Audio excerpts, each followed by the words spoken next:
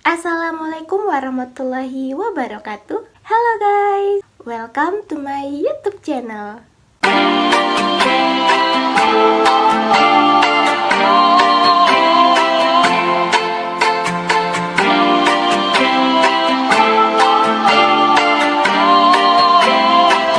Kembali lagi dengan saya Putri Puspitasari. Di video kemarin, kita sudah belajar dan mengetahui materi tentang subjek, main idea, dan phonics long vowel I dan I. Nah, sekarang di video kali ini kita akan membahas dan belajar bersama-sama tentang subjek dan verb, state detail question, dan phonics long vowel O, O, O. Oke, tanpa bertunggu lama lagi, ayo kita mulai. Yang pertama adalah subjek dan verb. Perlu diingatkan kembali bahwa di dalam suatu kalimat tidak bisa lepas di antara dua unsur utama, yaitu subjek dan verb. Kemarin kita sudah membahas secara detail tentang subjek. Sekarang kita akan lebih fokus pada materi tentang verb. Nah, verb itu apa sih? Verb atau kata kerja merupakan kelas kata yang menyatakan suatu tindakan, keberadaan, pengalaman, atau pengertian dinamis lainnya. Jenis kata ini umumnya menjadi predikat dalam suatu frasa atau kalimat. Di dalam materi ini juga terdapat subject-verb agreement. Apalagi itu? Subject-verb agreement adalah subjek dan verb yang harus mempunyai persamaan dan keduanya harus sama-sama setuju. Contohnya, jika subjek singular, otomatis verb juga harus singular. Atau jika subjek plural, otomatis verb juga harus plural. Selanjutnya, ada singular noun and verb agreement. Singular noun adalah kata benda yang menunjukkan benda itu hanya berjumlah satu atau sendiri. Contoh singular noun adalah car, cat, ball, apple, table, dan sebagainya. Untuk singular verb, kata kerjanya harus ditambahkan dengan s. Contoh singular verb adalah eats, drinks, reads, plays, dan sebagainya. Contoh kalimatnya, the cat runs atau the phone rings. Plural noun adalah kata benda yang lebih dari satu atau tidak sendirian. Atau dengan kata lain, singular itu adalah tunggal, plural adalah jamak. Nah, kebalikan dari singular noun bahwa plural noun kata bendanya ditambahkan s. Contoh plural noun adalah cars, bananas, pens, flowers, newspapers, dan sebagainya. Contoh plural verb adalah eat, drink, read, play, dan sebagainya. Plural verb kata kerjanya tidak perlu ditambahkan s. Contoh kalimatnya, the stars shine atau flowers bloom. Materi selanjutnya ada predikat makers.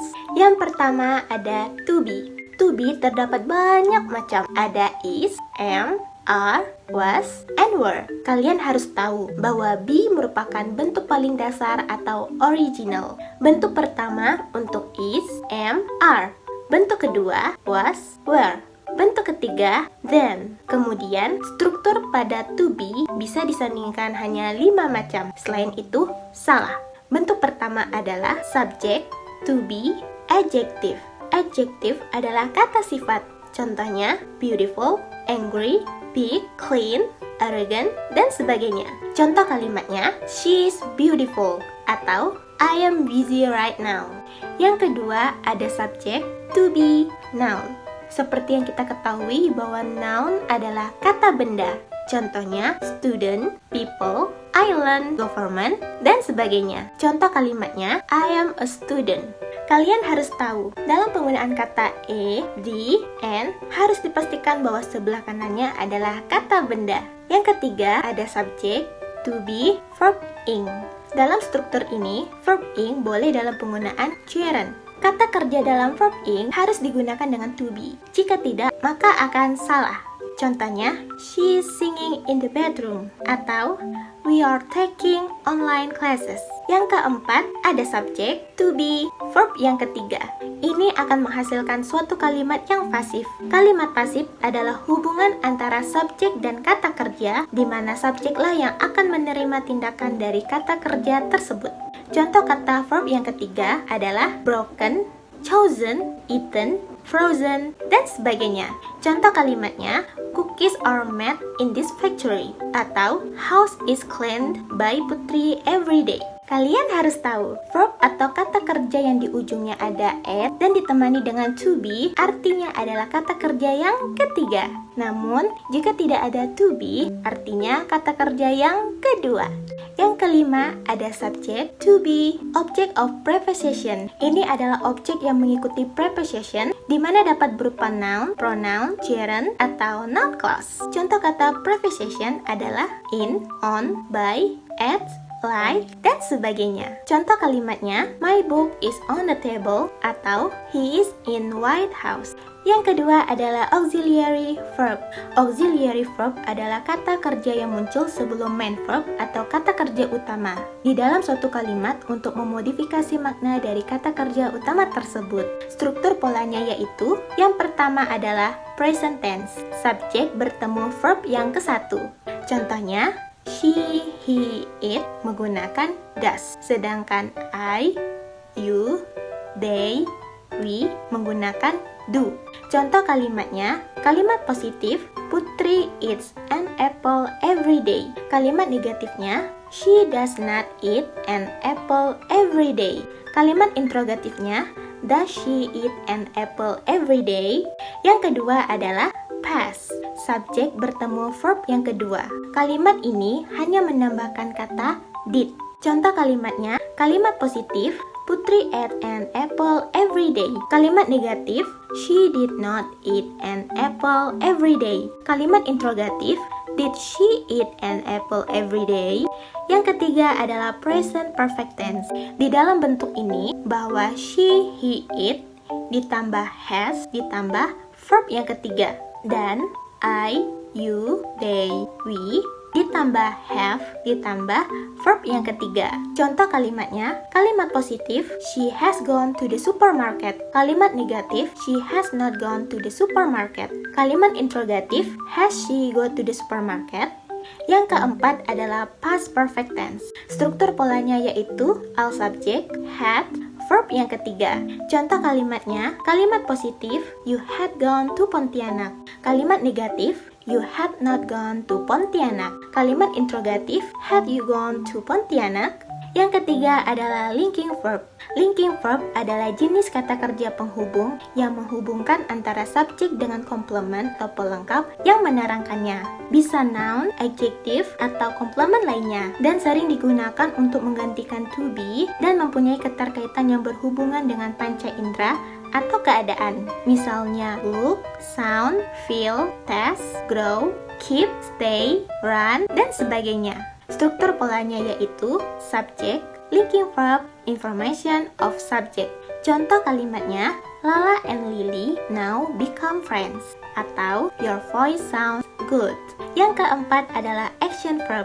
Action verb adalah kata kerja yang menjelaskan tindakan. Action verb hanya boleh menggunakan verb 1 dan verb kedua.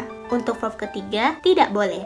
Contoh katanya yaitu run, jump, eat, smile, swim, dan sebagainya. Biar lebih jelas dan paham, jika subjek bertemu dengan verb tanpa adanya perantara, ini disebut sebagai action verb. Contoh kalimatnya, he plays badminton every week, atau Masha cleans her house. Yang kelima adalah modals. Terdapat banyak macam seperti will, would, can, could, must, shall, should, may, might. Struktur polanya terdiri dari yang pertama adalah modal, verb yang ke-1, murni tanpa adanya s. Contoh kalimatnya, our government will cancel national exam. Yang kedua adalah modal, be, verb ke-1, ing. Contoh kalimatnya, she must be sleeping now. Yang ketiga adalah modal, be, adjective. Contoh kalimatnya, he must be crazy. Yang keempat adalah modal, be, noun, atau object preposition. Contoh kalimatnya, I will be a teacher. Yang kelima adalah modal, be, verb yang ketiga. Contoh kalimatnya, you must be taken home. Materi selanjutnya adalah state detail question. State detail question adalah menanyakan informasi tertentu secara khusus yang terdapat di dalam bacaan. Jawaban dari pertanyaan ini secara umum telah termuat di dalam bacaan tersebut. The fact, what, who, where, when, why, how, as explained by the author on the passage. Tipsnya adalah apabila main idea, kita diminta untuk mengambil inti dari paragraf. Dalam pertanyaan state, kita diminta untuk memperhatikan setiap informasi yang ada di dalam passage. Menggunakan teknik scanning sangat berguna untuk mencari informasi bacaan secara cepat. Materi selanjutnya adalah phonics. Goal, soap, toss, boat, goat. Home, close, chalk, cone, nose.